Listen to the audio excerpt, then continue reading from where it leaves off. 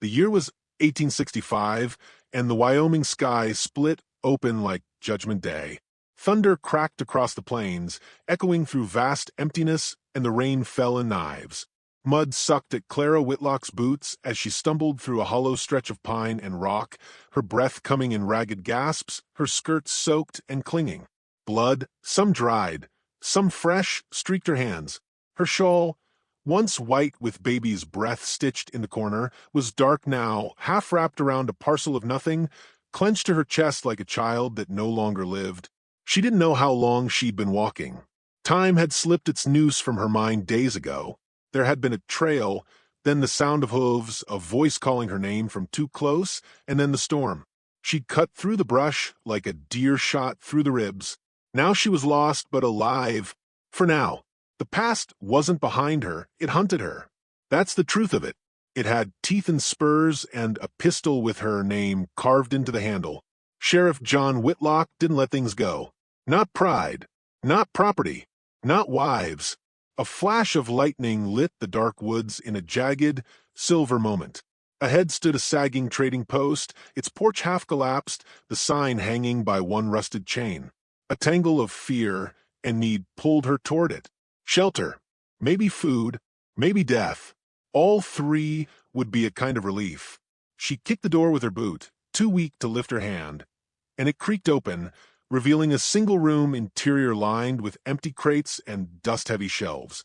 A dead fire pit squatted in the corner. She slipped inside and shut the door behind her, bracing it with her back. Her breath fogged the air. Cold, the kind that seeps into bone. A tin cup lay on its side near the hearth. She crawled to it, licked the rim for moisture, and laughed, a bitter, choking sound that died in her throat. She thought of the baby. Elias, 3 months old, warm against her chest as they'd crossed the Missouri, coughing quietly in the night, dying while she tried to barter a dead man's boots for milk. She had buried him under a sycamore, wrapped in this same shawl. The memory seized her chest like a blade. She beat her fists against the floor until the pain returned to her body, until she knew she was still here, still breathing, still cursed to remember. Outside, thunder rolled low again, and then hoofbeats. She froze. A flicker of movement crossed the grimy window. One man, no lantern, no coat, just a silhouette, lean and still as a noose hung at dawn. She backed away from the window, every muscle rigid, her fingers closed around a rusted fireplace poker. No time for prayer. The door opened slowly. A man stepped in, brushing water for his hat. The firelight behind him, somehow alive again, etched the hard lines of his face. Unshaven, with sun-leathered skin, and a silver star pinned crooked on his coat. Her breath caught. The bounty hunter. She'd seen him 2 towns back, asking questions with a slow drawl and a smile like a snake. "Well now," he said, voice low and smooth as oil, "ain't you a sight?" He moved toward her, eyes fixed like a wolf spotting a limp. She struck fast, swinging the poker, catching him on the shoulder. He grunted, but it wasn't enough. His hand closed around her wrist like a vice and twisted. The poker fell. She screamed. He slammed her against the wall. "You know," he said, breathing hard, "I was going to bring you in clean. Alive. But I reckon Whitlock didn't say nothing about the shape you came in." His hand found her jaw, gripped it tight. "You're worth $20 either way." Then came the shot. Sharp, loud. Splinters flew from the doorframe behind the bounty man. He jerked around. Clara fell, scrambled to the corner. The second shot caught the man in the thigh. He shouted, stumbling back. Another blast shattered a shelf beside his head. He dove out the door, cursing. Silence fell like ash. Clara didn't move. Her ears rang. Rain poured in through the broken window. Her legs refused to hold her, but she crawled forward anyway, dragging herself across the broken boards to the door. Outside she saw nothing. No figure. No savior. No smoke from a rifle. Only the storm. She limped out into the night, not thinking, not planning, just moving. Her leg throbbed. He'd struck her when he grabbed her, maybe worse, but she couldn't stop. Not now. Not after that. She fled down the slope behind the trading post, branches slashing at her arms. The shawl snagged and tore. Her breath wheezed. The pain spread like heat. Her vision swam. A stream cut through the trees ahead. Cold, wide, dangerous. She tried to cross it. The current pulled her down. Darkness closed in, silent and sure. Then, something warm and strong. The smell of tobacco and leather. A voice, not cruel, not familiar. Deep and steady. "I've got you," it said. She wanted to ask if he was real. She passed out instead. When the world returned, it smelled of wood smoke and soap. Clara blinked, vision blurred. Her head rested on something soft, her feet wrapped in wool. The fire crackled beside her. She tried to sit. No. The voice was low, stern but not unkind. She turned. A man sat in the corner near the fire, carving a piece of wood with long, careful strokes. His hair was black, streaked with gray, pulled back at the nape. He wore a worn brown duster and a scarf around his neck, high and thick. His face was sharp, half in shadow. Where am I?" she whispered. "My land. You nearly drowned in my river." "Why?" He looked up. His eyes were pale gray like frost. "I don't like burying strangers on my property." She tried to rise again, but the pain in her leg roared. "You cracked your head, and your legs busted clean through. You move, you won't walk again." She leaned back, breath shallow. "You should have left me." "Didn't occur to me at the time." They sat in silence. The fire popped. Wind howled outside. She noticed a rifle propped beside him, a pistol near the hearth, and a hunting knife on the table. Still, she didn't feel afraid. "Not yet." "You got a name?" he asked. She hesitated. "Clara." He nodded. "Samuel." That was all. No handshake. No smile. She looked down. The shawl was folded at her side. Cleaned. Patched. Her heart clenched. "You been out there long?" he asked after a while. "Long enough." He said nothing. Eventually, she slept. Days passed, or maybe weeks. The pain dulled to something bearable. Samuel fed her without fuss, never asking questions she wasn't ready to answer. He was a man carved by silence. But he worked like someone who'd lived a dozen lives already, mending fences, fixing the roof, tending to 3 horses and a blind dog named Flint. Clara watched him move, always measured, always quiet. His scarf never left his neck. She wanted to ask why, but didn't.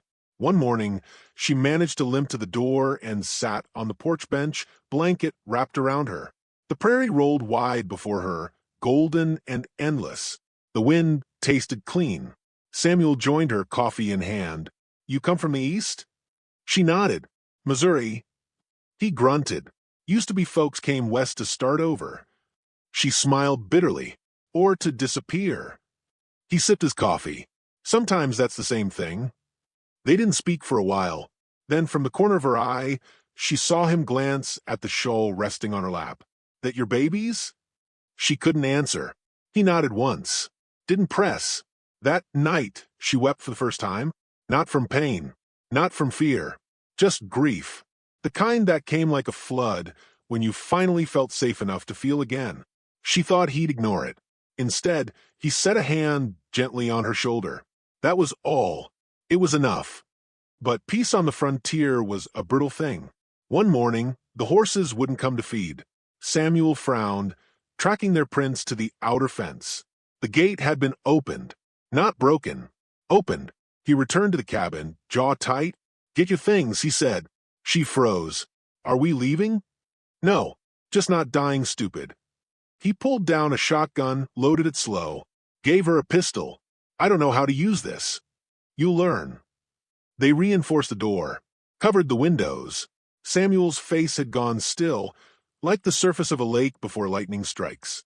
Clara sat by the fire, pistol heavy in her lap, eyes fixed on the door.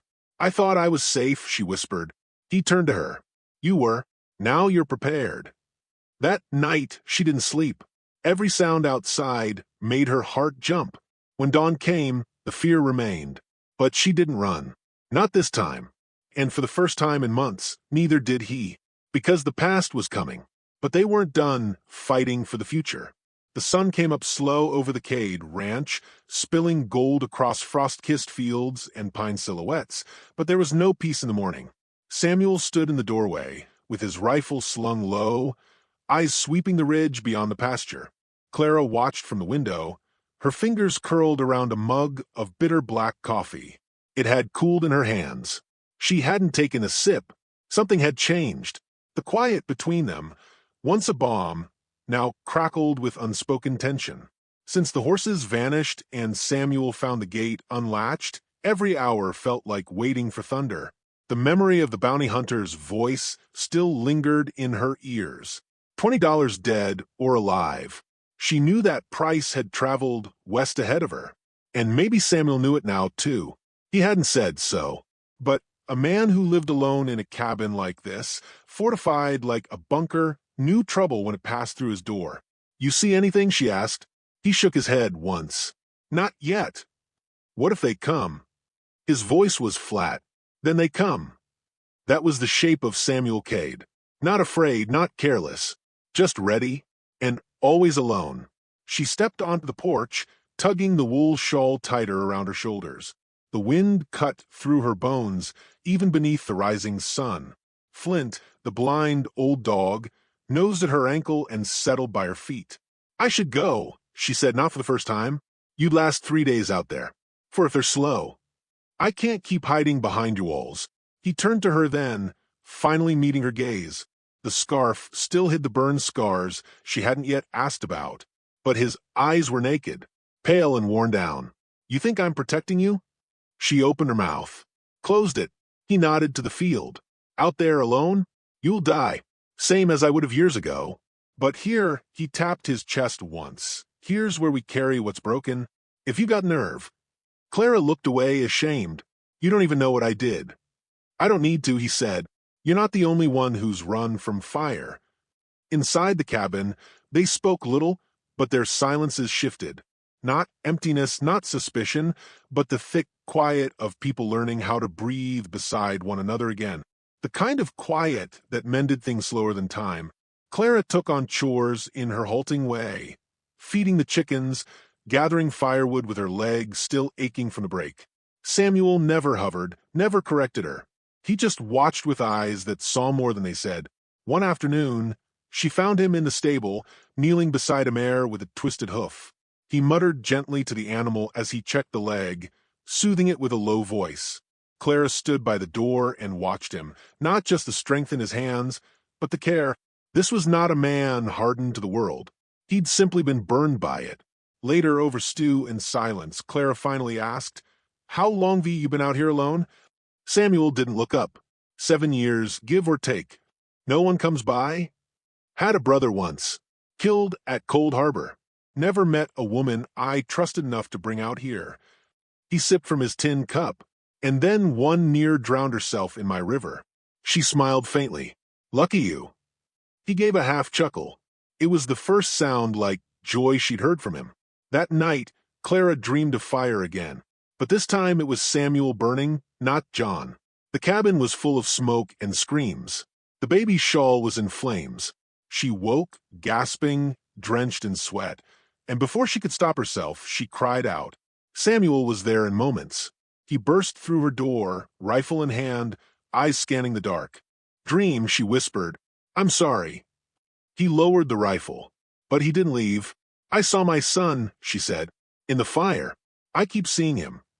He stood by the bed, quiet as stone. "I left him behind." Her voice broke. "I didn't mean to. He was too sick, and I had to keep moving. I thought I could find help. But when I came back," she choked on memory. "He was gone." Samuel stepped closer, knelt beside her. The firelight danced across his face, casting shadows beneath the scarf. "His name," he asked. "Elias." He nodded slowly. "I had a daughter once." She stared. He sat back against the wall, eyes distant. "Wife and child. Lost both when a Union patrol rode through looking for supplies. Said they thought we were harboring rebels. Set fire to the barn.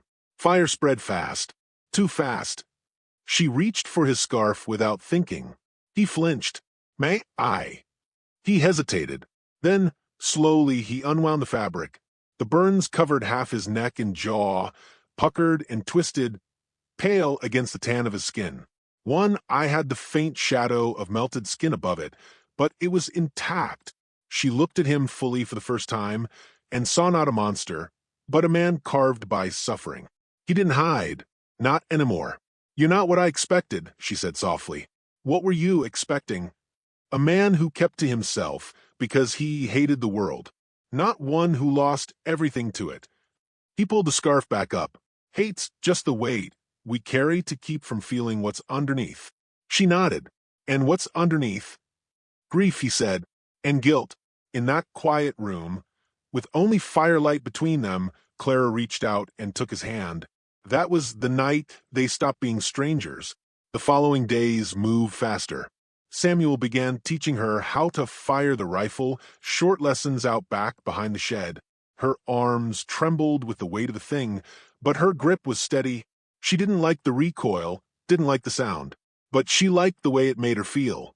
Prepared. "No one gets it right the first time," he said, "but you've got the eye.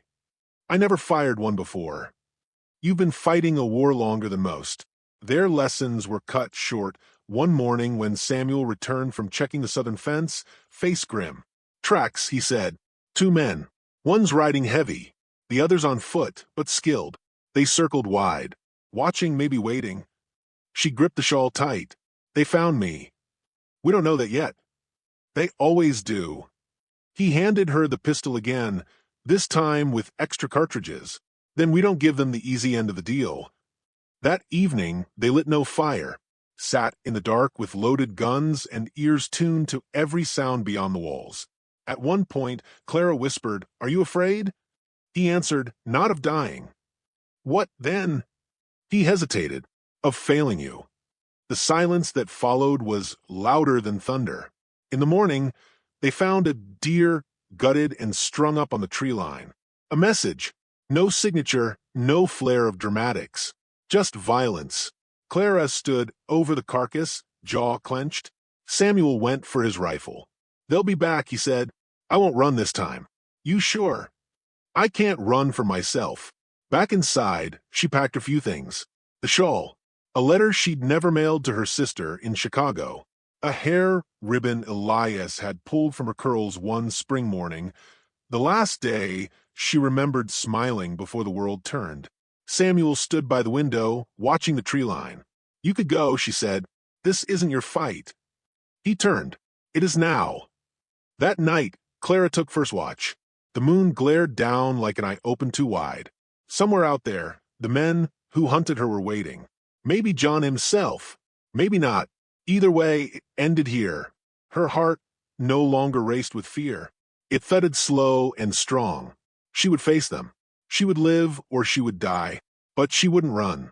When Samuel took the rifle from her hands to take the next shift, he paused, then said low and steady, "You ever think maybe you didn't lose your future?" She stared at him. "What do you mean?" He tilted his head toward her. Maybe it just took the long way around.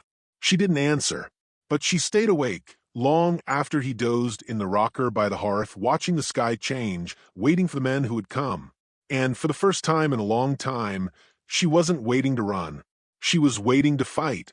The wind that morning was colder than the days before, a stillness in it that settled into the bones and warned of violence on the air. Samuel Cade stood by the barn, staring at the horizon as if he could see through it, the rifle resting in his arms like an extension of his body. His eyes were narrowed, jaw set, and beside him Clara watched the same ridge, the same trees, her breath catching with each gust of wind.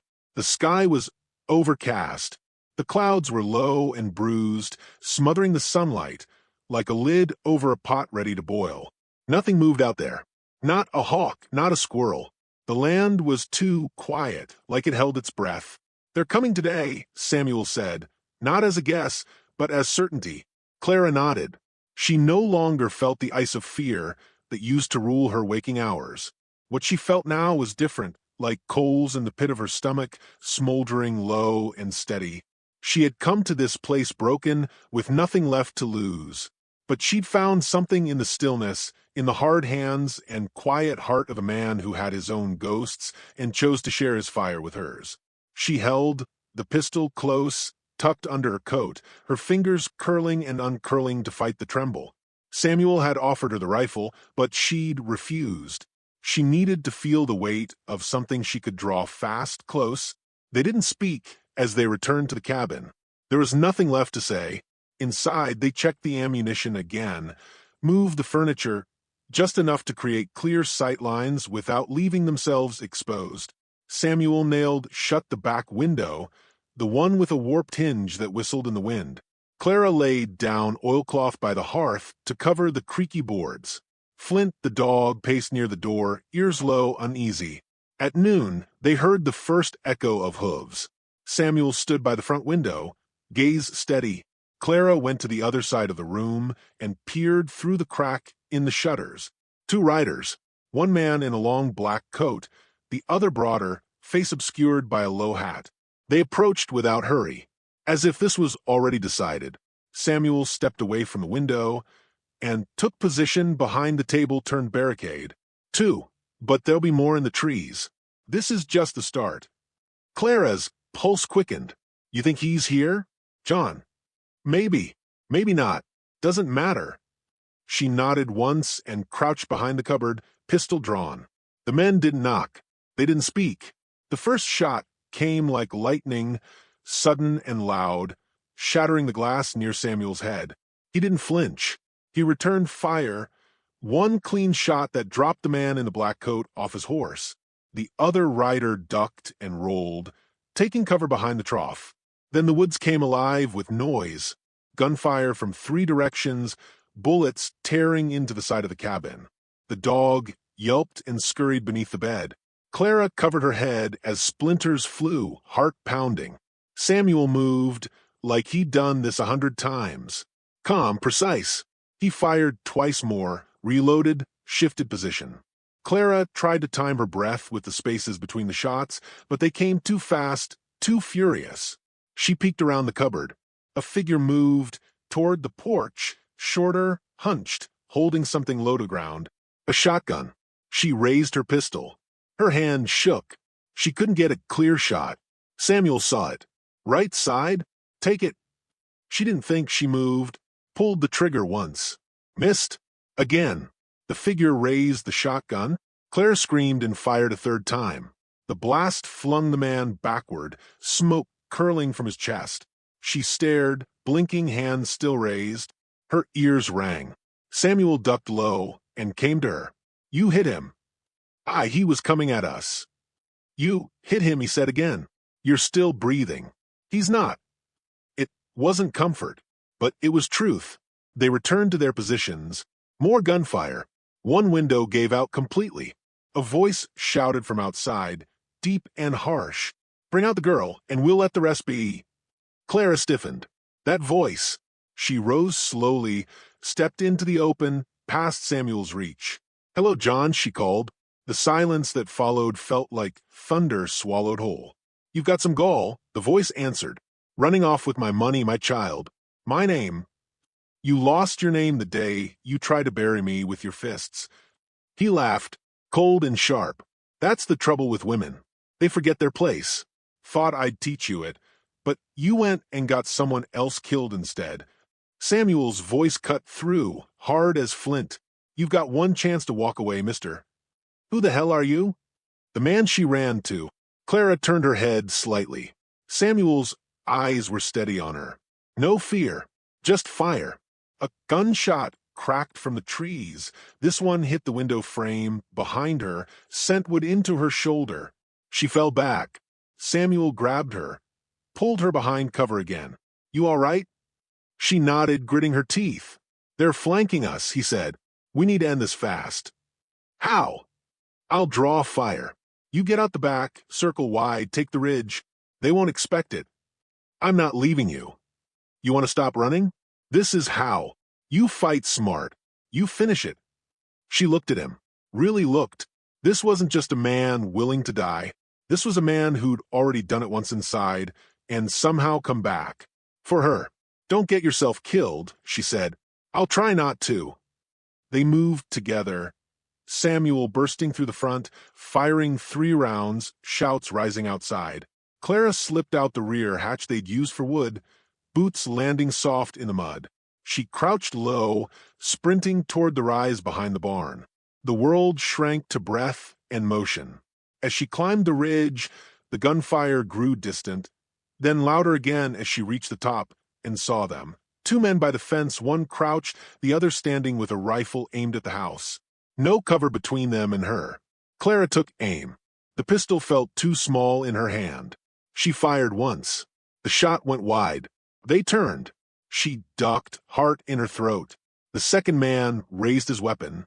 Clara fired again. He dropped. The crouched man fled. She didn't chase. Instead, she slid down the ridge, panting, the pistol nearly falling from her grip.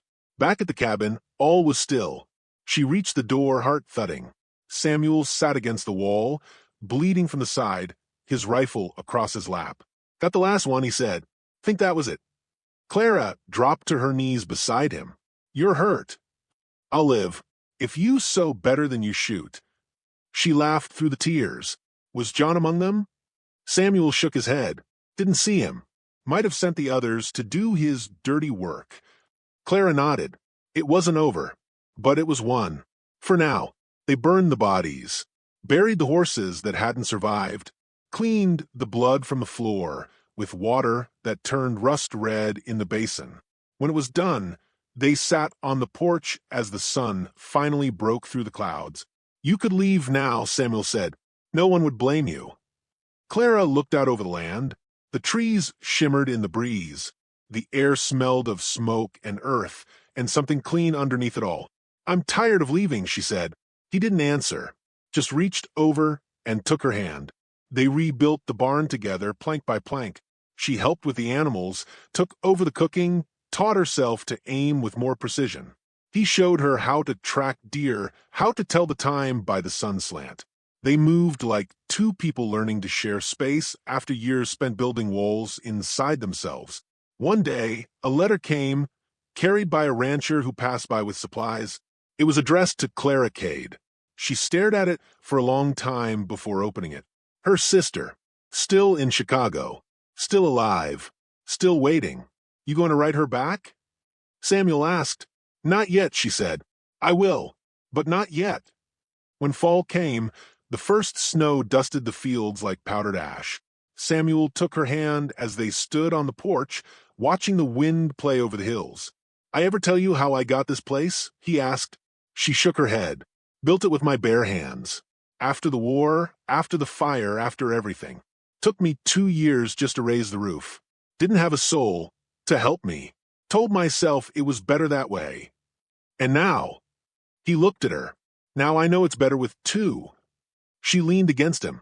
His arm came around her shoulders. The burn scars beneath his scarf pressed into her cheek, and she didn't flinch. "I used to think my life ended when Elias died," she said, "that everything after was just punishment for surviving. And now," she looked at the horizon, "now, I think maybe surviving was the point." They stood in silence for a long while, the sky turning from silver to gold. And in that stillness, something healed, not forgotten, but forgiven. Because sometimes the future doesn't look like hope. It looks like survival. Shared. Asterisk. So what do we take from this tale? Maybe it's this. The frontier wasn't just a place, but a test of will. A reckoning of who we were when everything else was stripped away. Asterisk. And sometimes, just sometimes, it gave back more than it took. Asterisk if this story stirred something in you, like, share, and leave your mark in the comments. There's more where this came from. Asterisk. The winter settled hard across the Cade Ranch, sealing the land in silence. The sky hung low and gray, like a heavy thought never spoken aloud. Frost gripped the window panes, and wind howled like a pack of ghosts at night, but the fire inside the cabin held strong. Clara sat close to it, patching a shirt with careful fingers, while Samuel carved a piece of hickory by the hearth, his hands slow but certain. They lived in the rhythm of survivors, mornings of labor, evenings of silence, and now and then a look that lingered longer than it should have. Trust had grown between them, like roots beneath the snow, quiet but unyielding. But peace, Clara had learned, was never owed, only borrowed. That morning a rider came. She heard it first, the crunch of snow under hooves, the pause, the door creaking open on its hinges. Samuel was already at the window, rifle in hand, his jaw clenched. Clara joined him. A man stood outside, alone, tall and thin, with a black hat pulled low and a long coat that swept the snow behind him. He didn't reach for a weapon, didn't speak, just waited. "Friend of yours?" Clara asked. Samuel narrowed his eyes. "No such thing." He stepped outside first. Clara followed, her pistol hidden beneath her shawl. The man looked up and smiled. It wasn't a smile that reached the eyes. "You Samuel Cade?" "I am." "You've got something belongs to another man." Samuel's voice was calm. "That's so. Goes by Whitlock. Says you've got his wife." Clara's blood froze. Her hand found the pistol beneath her coat. "I'm not his wife," she said. The man tilted his head. "He seems to think otherwise. Says you ran off with a child. That true?" Clara stepped forward. "My child. And he's dead. Because of John Whitlock." Something flickered in the man's face. "He figured you'd say that." Samuel's hand tightened on the rifle. "You come to bring her back?" The man shook his head slowly. "I came to tell you he's close. Real close. Camped a mile south with 4 others. He's done waiting." With that, he turned, mounted his horse, and rode off. No threat, no demand, just a warning, hollow and cruel in its civility. Inside the cabin, the tension snapped taut. "He's coming himself," Clara said. Samuel nodded. "He wants to finish it." She paced, the pistol now firm in her hand. "Then we finish it first. I'll go. Scout the ridge. Set a trap." "No," she said. "Not this time." His eyes met hers, surprised. "I've been hunted for too long. Always waiting, always running. I won't hide behind your rifle anymore." "You're not hiding." "Yes, I am," she said, "and I'm done." The plan they made was simple. At nightfall, they would take the fight to him. By dusk, they rode out, Clara atop Cade's chestnut gelding, rifle strapped across her back. Samuel moved like a man shaped by war, eyes sharp, every step silent. The snow fell heavier now, blurring the trail. But they found the camp. 5 men seated around a fire tucked low in a ravine, their horses picketed nearby, rifles resting within arm's reach. Clara saw him immediately. John Whitlock. He was broader than she remembered. Older, too. But the cruelty in his face was the same. Eyes narrowed like slits, lips twisted in amusement even when resting. He looked like a man who'd survived 1,000 ugly things and learned to like it. Samuel crouched beside her, eyes scanning the camp. "I can pick off 2, he whispered. "You take the high ground. Wait for my shot." But Clara didn't wait. She stepped out of cover, rifle raised, heart steady in her chest. The wind stole the sound of her boots crunching on snow. "John." He looked up. Everything stopped. The other men reached for guns, but he raised a hand. "Don't." Clara stood alone, the fire casting her shadow across the white. "I should have put you in the ground when I had the chance," John said, standing. "You tried, and you failed. You cost me everything. My name, my reputation, my child. You cost me everything first." The men around him shifted, uneasy. Samuel remained hidden above, rifle trained. Waiting. John's eyes roved over her, slow and mean. "You're not the girl, I remember." "No," she said. "I'm not." He took one step forward. "You ready to die for this little fantasy you built with that crippled bastard?" "I'm ready to kill for it." His hand went for the revolver at his side. Clara fired. The shot split the night and caught him high in the shoulder. He spun, shouted, and chaos broke. Samuel's rifle cracked from above. One man dropped. Another tried to run and was gunned down before he reached the edge of the ravine. Gunfire flared in both directions. Clara dropped behind a boulder, heart hammering. A bullet ricocheted off the stone above her head. She ducked, rolled, fired again, hit someone in the leg. A scream. Then silence. She stood slowly. Only 2 men remained. John stumbled behind a fallen log, blood staining his coat. Samuel appeared at the far end of the camp, guns still raised. One of the remaining men charged him. They grappled. A fist struck. The rifle fell. Clara didn't think. She ran, drew her pistol mid-stride, and fired. The man fell, eyes wide. Samuel looked at her. Blood trickled from his temple, but he nodded once. That left John. He stood now, arms out, a pistol in one hand, blood pouring from his shoulder. "You gonna shoot me again, Clara?" "If I have to." "You ran. You always run." "Not anymore." He raised the pistol, and she raised hers. They fired at the same time. Her shot struck him dead in the chest. His bullet missed. John Whitlock fell backward into the snow. Samuel crossed to her, hand on her arm. "You all right?" She nodded, her face pale. "I am now." They stood over the body for a long time. The fire hissed and cracked. The wind howled, but it couldn't shake them. Not now. They buried the dead, left no words over their graves. Some men earned none. By sunrise, they returned to the ranch. The snow glittered like glass across the land. Samuel made coffee, his hands stiff with cold. Clara sat across from him, the fire casting a golden glow over the cabin. "You did what you had to," he said. "I did what I couldn't do before," she answered. "I faced him. I ended it." He watched her.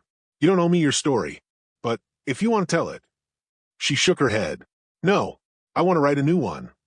He smiled just slightly. Weeks passed. The snow melted. Spring crept in like forgiveness. Clara planted seeds in the garden she'd cleared beside the porch. Samuel built her a rocking chair. Flint died quietly one morning, and they buried him beneath the sycamore where the wind sang soft through the branches. One day, she rode into town alone, bought fabric, flour, paper, and ink. When she returned, Samuel was waiting at the gate. She kissed him. Not fast, not hard, but like something certain. That night, she wrote a letter to her sister. "I'm safe. I found something worth staying for. I'm no longer hiding. I'm home, asterisk, asterisk," and under the lamplight, as the prairie whispered its lullaby, Clara Whitlock Cade smiled. The past was gone. The future, finally, was hers to choose.